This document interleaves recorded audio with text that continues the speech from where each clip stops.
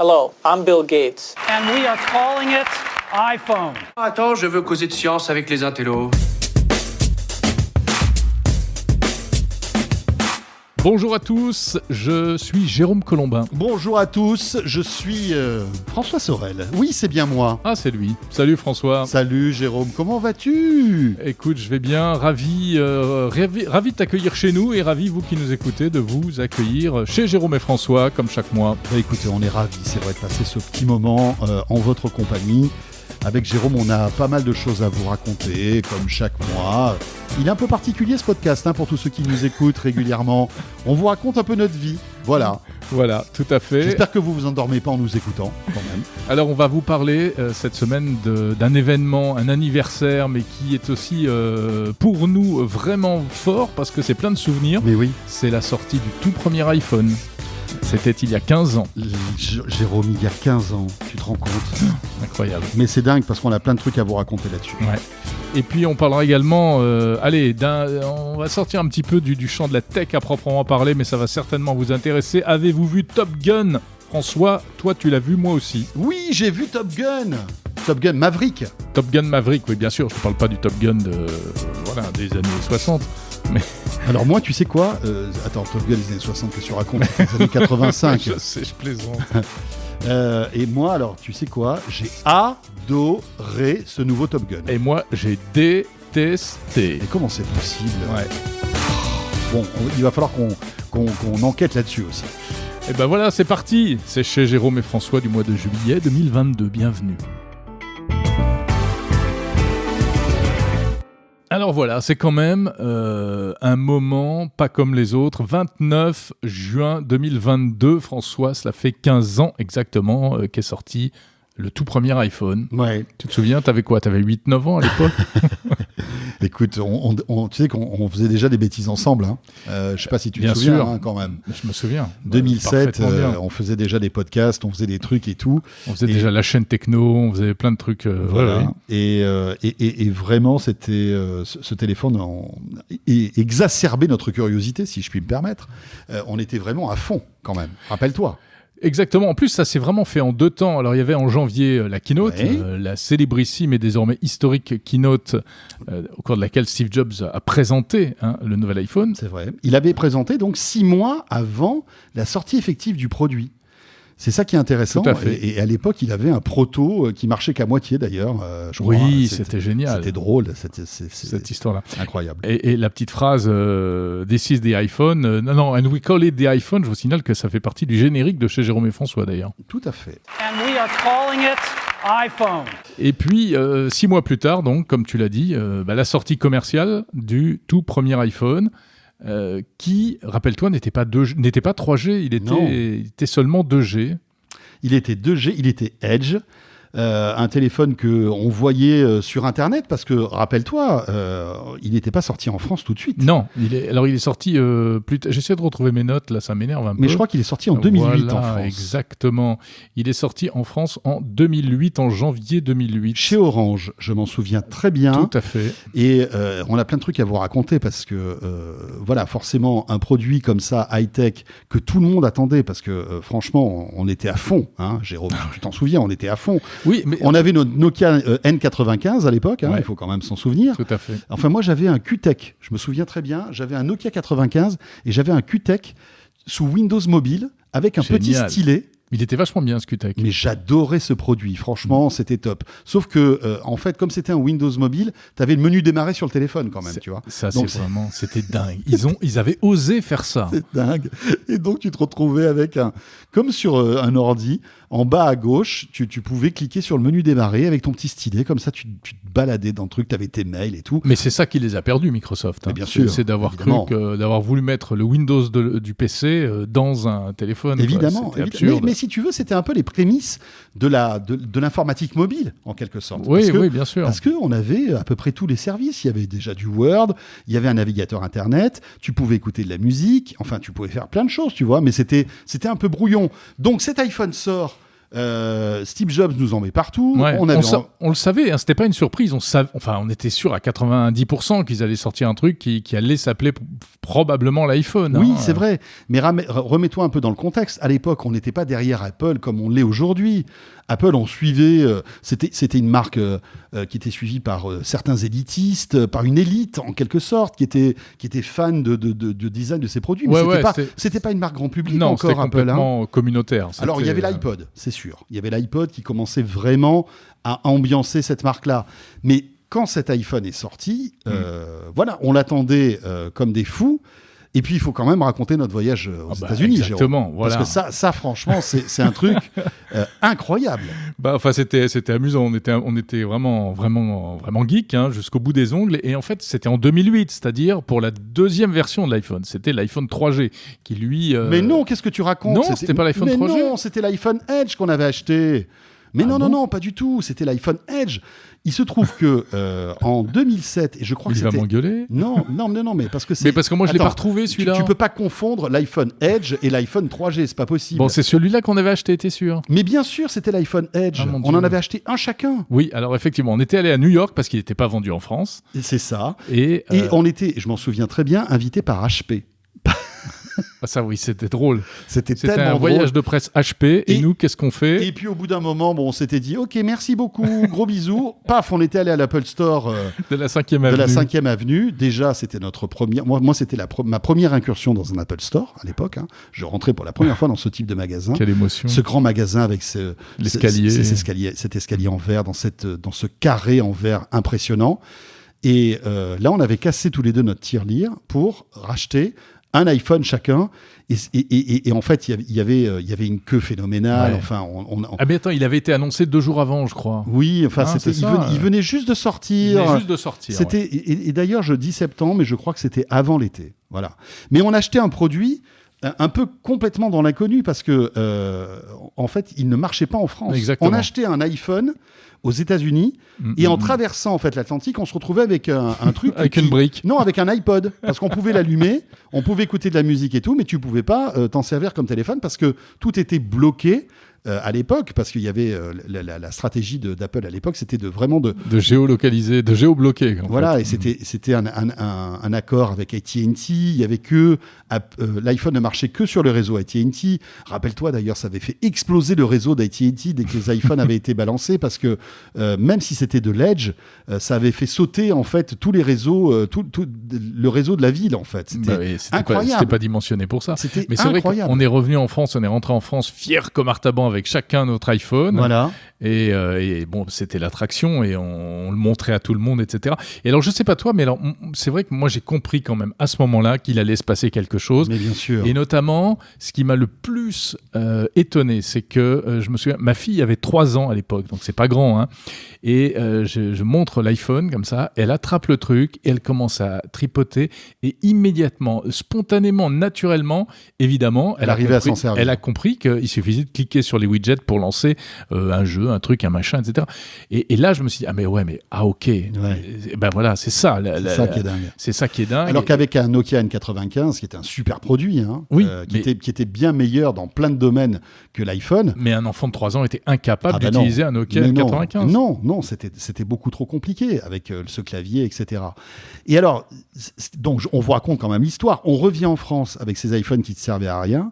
Et moi, je commence à chercher sur Internet, etc., un moyen de jailbreaker l'iPhone. Il fallait jailbreaker, parce qu'il fallait le jailbreaker, il fallait le brancher en fait sur l'ordi, télécharger un programme foireux, lugubre sur Internet que tu trouvais, tu sais, sous le manteau, etc., etc. C'était bien chelou. Tu avais la fièvre parce que tu te disais que il y en avait qui disaient oh là là, j'ai fait ça sur mon iPhone, je l'ai complètement briqué, il marche plus du tout. Enfin voilà. Donc il y avait ça coûtait de l'argent quand même à l'époque. Je crois que c'était 500 €. Ouais. Et donc je le jailbreak et là je mets ma puce Orange et paf, ça marche. Incroyable. Je me retrouve avec du réseau. Et voilà. Et d'un coup, j'ai pu l'avoir comme premier téléphone. Et toi aussi, d'ailleurs. Hein, parce que je sais plus. On a vécu tout ça ensemble. Voilà. Je crois que je t'avais montré comment le jailbreaker aussi à l'époque. J'avais cherché. Tout à fait. On était arrivé. Mais t'étais connu dans le quartier pour être un gros jailbreaker. Ah, j'étais le jailbreaker number one du 15e à Paris. Ouais. Et voilà. Et donc, voilà, c'était le premier truc.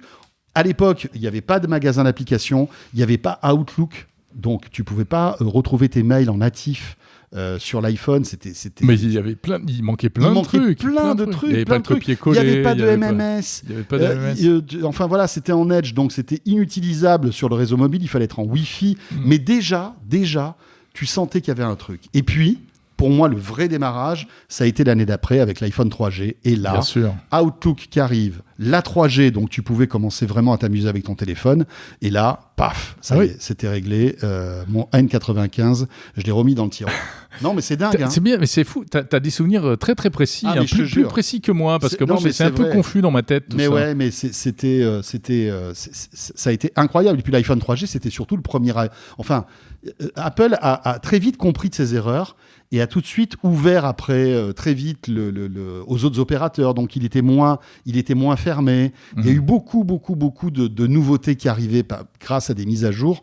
Et voilà quoi, l'appareil photo du premier iPhone qui était dégueulasse, vraiment c'était n'importe quoi. L'iPhone 3G c'était meilleur, et puis après il y a eu l'iPhone 4 avec et surtout l'iPhone 4S où il y a eu ce bond en avant en matière de photo. Donc voilà, tout ça fait partie un peu de l'histoire de la tech, et je m'en souviens, mais alors comme si c'était hier, vraiment. Et je me souviens de la frayeur, tu sais, quand j'avais jailbreaké cet iPhone en me disant ça va pas marcher. François, t'es en train de faire un truc. Tu vas te retrouver avec un appareil qui va plus servir. Et moi j'aimais bien parce que tu testais le truc d'abord. C'est ça. Voilà, c'était le bon temps, c'était il y a 15 ans. D'un côté, ça fait vraiment les souvenirs des anciens combattants. Mais oui, mais d'un côté, c'est 15 ans, c'est pas loin, mais c'est tellement loin dans la tech. 15 ans. Exactement. Mais c'est un peu un chiffre fétiche pour nous, en plus. 15 ans. Ben oui, pour plusieurs raisons. La chaîne techno, etc. Enfin, c'était il y a 15 ans, tout ça.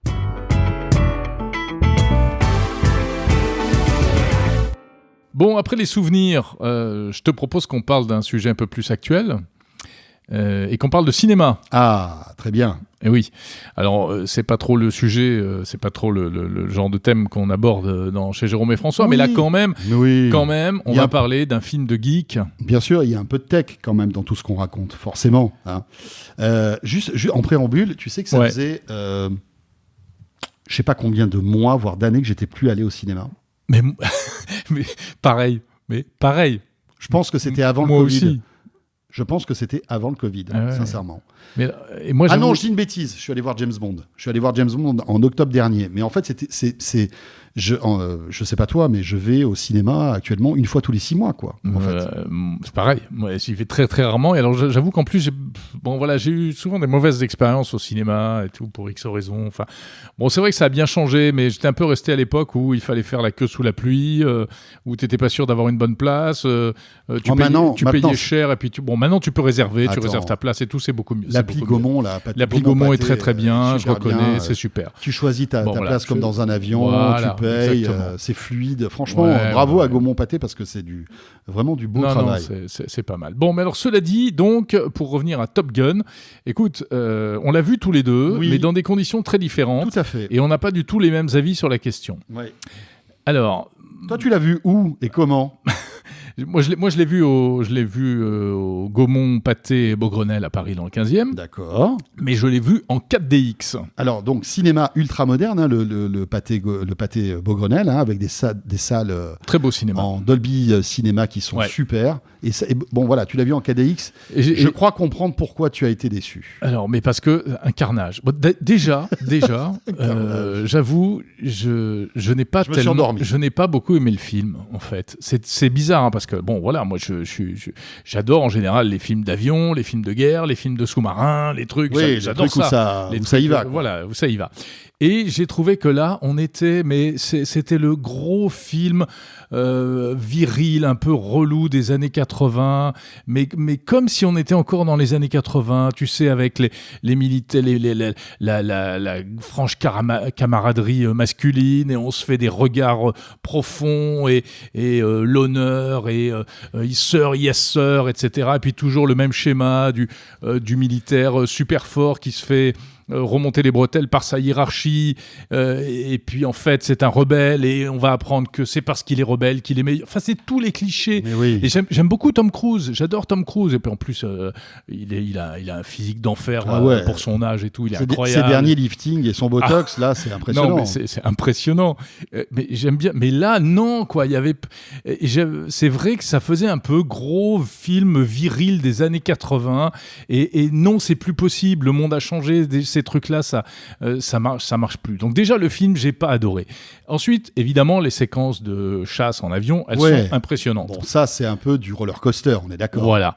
Mais à part la bataille finale, j'ai vraiment pas pris mon pied à cause de ce fichu 4DX. Alors, c'est quoi le 4DX ?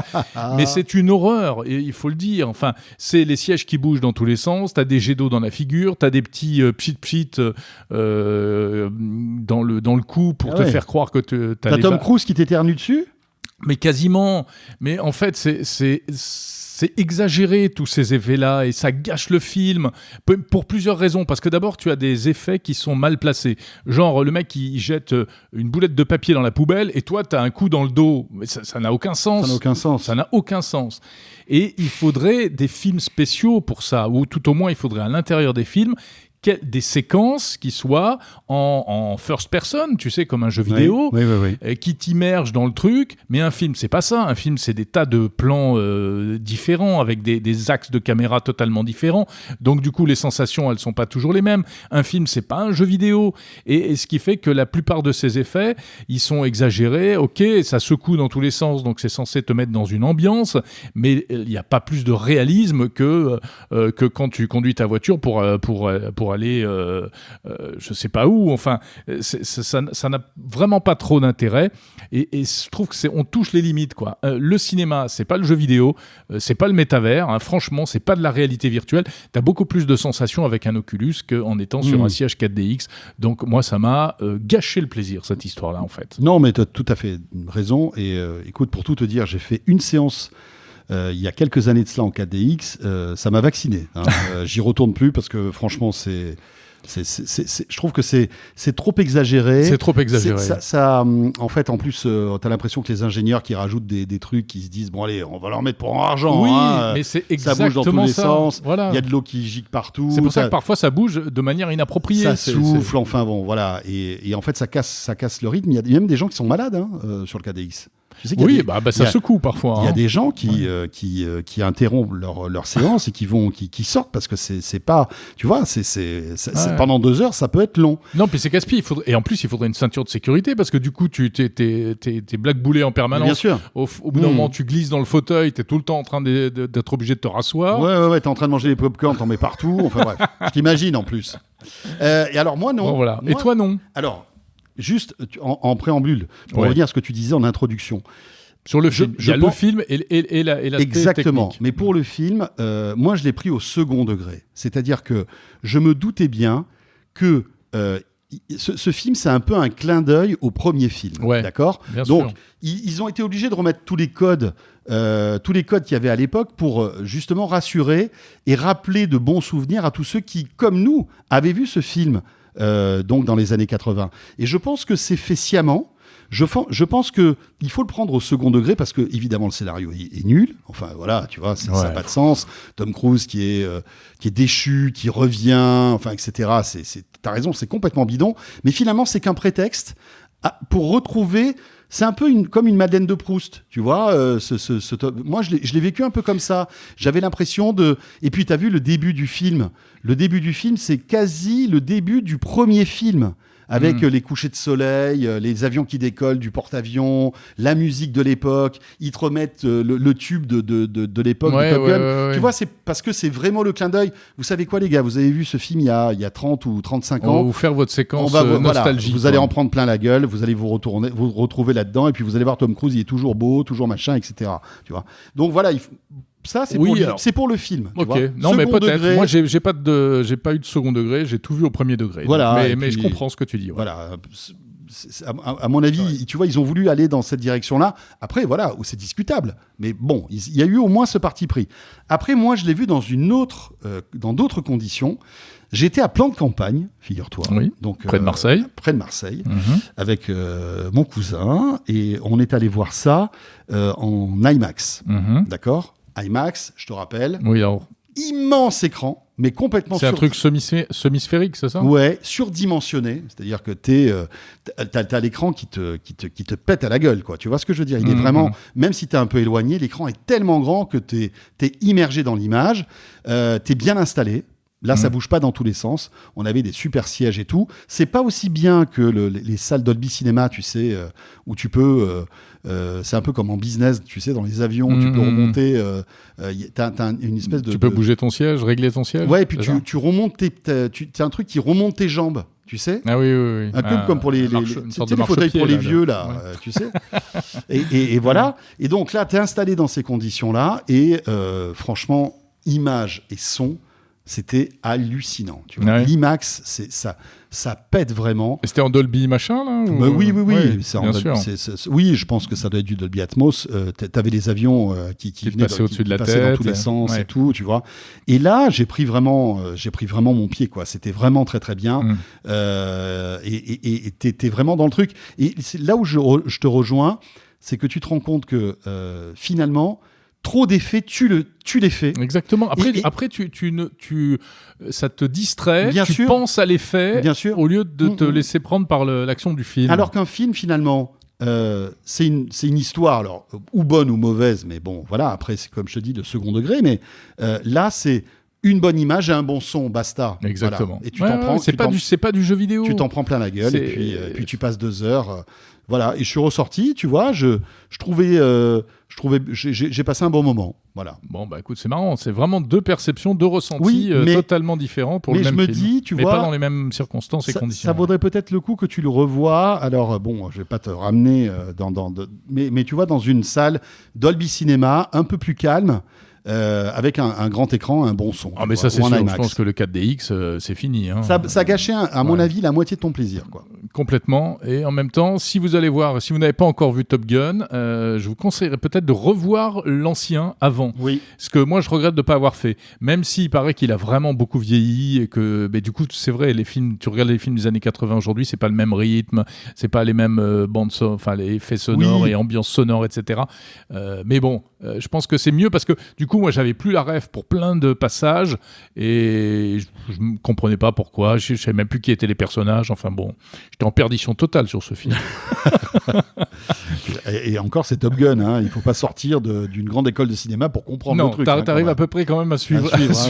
Voilà, c'est pas un film d'auteur primé à Cannes, quoi, tu vois. Il y a assez peu de sous-entendus, hein. Le message est bien explicite, c'est sûr. Allez François, il nous reste un petit peu de temps sur ce podcast et tu voulais nous parler d'un nouveau produit high-tech que tu as testé cette semaine. Oui, c'est la nouvelle barre de son Sonos, Jérôme. Alors si vous êtes un fidèle de ce que l'on raconte, vous savez qu'on aime bien Sonos d'une manière générale, Jérôme et moi. Voilà, bon, on aime bien le concept. Moi, j'aime bien le parti pris du bon son et de la connectivité. Le bon son, le bon rapport qualité-prix, et puis surtout l'aspect tech, l'aspect multi-room, etc., qui est assez sympa. Ça marche très très bien. Il faut avoir un bon Wi-Fi à la maison. Hein. Ouais. À partir du moment où on a un bon Wi-Fi à la maison, Sonos, c'est vraiment top. Moi, j'adore, tu vois. Il a son propre Wi-Fi aussi. Hein. Enfin, c'est son propre réseau entre les enceintes Sonos. Tout dépend. Tu peux aussi passer en configuration où toutes les enceintes se connectent à ton routeur. D'accord. En fait. Mais bon, après, voilà, ça c'est un détail. Et donc, j'ai eu la chance de pouvoir tester la nouvelle barre de son Sonos Ray, tu sais. On en a parlé dans... On en a parlé. 01 Hebdo. Exactement, maintenant qui s'appelle Tech Hebdo. Ouais. Et tu vois, je me disais, tiens, c'est intéressant parce que Sonos sort rarement de nouveaux produits, finalement. C'est un produit par an, tu vois, de temps en temps, comme ça. Et là, une nouvelle barre de son. En plus, moi, j'ai déjà une Sonos Beam, tu vois. Ouais, écoute, moi aussi. Et je me suis dit, tiens, je vais tester dans ma chambre. parce que c'est une plus petite barre de son. Le pitch de cette barre de son, c'est vraiment Sonos qui essaie de démocratiser en fait ses produits. De toute façon, tu as des téléviseurs dans toutes les pièces, toi. Hein, oui, bien sûr. Voilà, même dans la salle de bain. Même dans la salle de bain, oui, bien sûr. Je plaisante, hein, attendez, non, j'en ai que 2, mais c'est déjà beaucoup. Mais cette barre de son est là pour démocratiser, en fait, si tu veux, c'est la porte d'entrée de Sonos, parce que pour moins de 300 €, tu as une barre de son complète Sonos. Et je me disais, tiens, qu'est-ce qu'ils arrivent à faire pour 300 €, tu vois ? Parce que, bon, c'est quand même... Et là, agréablement surpris. C'est vrai ? Vraiment, sincèrement. Sincèrement. Ouais. Elle est un petit peu plus petite que la Beam, tu vois, mais toujours bien finie. C'est un truc, tu vois, qui te fait pas honte. Et pourquoi on se dit c'est intéressant ? Parce qu'aujourd'hui, quand tu achètes une télé, 99% du temps, le son de ta télé est horrible. Bien sûr. Voilà. 99% du temps. Et c'est pour ça qu'il y a ce marché. D'ailleurs, on se demande si les constructeurs de télé font pas exprès de faire un son horrible pour que tu t'achètes après une barre de son. Exactement. En espérant que tu prennes la barre de son de la même marque que de ta télé, tu vois. Et, sauf que c'est pas toujours le cas. Sauf que c'est pas toujours le cas. Et donc, t'es confronté au bout d'un moment à la qualité du son de ta télé. Et donc, je trouve très malin Sonos d'attaquer ce segment-là, parce que finalement, pour moins de 300 €, tu te retrouves avec un truc qui envoie du lourd, tu vois, t'as un bon son, tu sens bien la stéréo, tu vois. Moi, ce qu'il y a d'incroyable, c'est que je suis fasciné par les algos que Sonos développe. Tu vois, c'est une vraie boîte de tech qui fait des trucs. Évidemment. Il y a un niveau technologique chez Sonos depuis toujours, ne serait-ce que pour cette histoire de multiroom, qui est impressionnant. Hein. Voilà. C'est une boîte d'ingénieurs. Tout à fait, une boîte d'ingénieurs. Et donc, pour ce prix-là, tu as un truc qui fait la blague. Tu branches ça sur ton HDMI ARC, si tu as une télé récente. Donc après, ta télé pilote la barre de son. Tu vois, tu n'as pas à t'emmerder, à savoir prendre ta télécommande, switcher le son et tout. Tout se fait automatiquement, d'accord ? Oui, donc une seule télécommande. Une seule télécommande. Enfin, sauf que pour les réglages balance et compagnie, il faut que tu ailles dans l'appli Sonos. Oui, mais pourquoi tu vas changer la balance ? Tu vois, en général, elle est au milieu de la balance. Comme ça, moi j'aime bien. Après, oui, tu peux. Après, non, ce que tu peux faire, c'est rajouter des aigus, des graves. Voilà, c'est ça. Il y a le système aussi trouplet, tu sais, qui te permet de régler le son automatiquement en baladant ton iPhone, tu sais, tout autour de la pièce, là, etc. Donc, bref, bon son télé. Comme tu es dans l'univers Sonos, tu connectes ton Spotify, ton Apple Music, ton Amazon Music, tout ce que tu veux, tu peux écouter toutes tes radios, c'est top. Tes podcasts, on peut écouter ton podcast Monde Numérique. Ça c'est bien alors. Et d'ailleurs, il sort super bien sur Sonos. Ah mais ouais, t'as une voix avec des basses incroyables. Et donc voilà, je trouve que c'est un excellent rapport qualité-prix, franchement. Donc on n'est pas déçu pour 300 €. Ça tient la route. Non, alors tu perds Parce qu'ils avaient sorti une première barre de son bon marché où ils s'étaient un peu plantés, hein, si je me souviens bien. Écoute, je sais plus comment elle s'appelait.